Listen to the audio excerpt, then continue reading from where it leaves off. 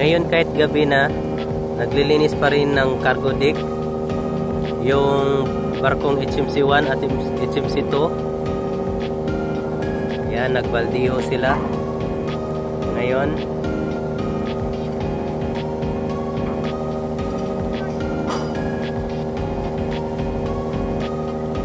Ganito ginagawa namin kapag wala nang operation, wala na kaming biyahe, off season na. Bukas naman yung kasunod itong sa amin pag makuha na yung karga namin. Kami na naman yung maglilinis dito sa cargo deck namin, tapos baldiho. At katabi rin namin ngayon yung Terra Mater.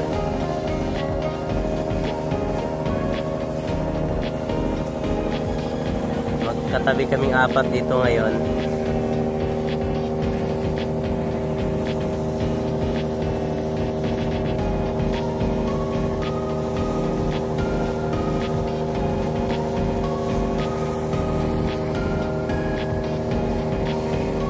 Ganyan kasi pag sila, sir.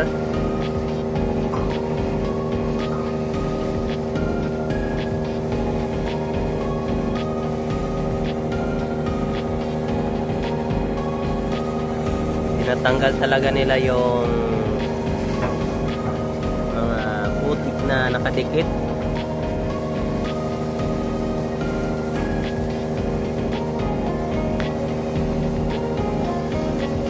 Gamitan nila ng hydrant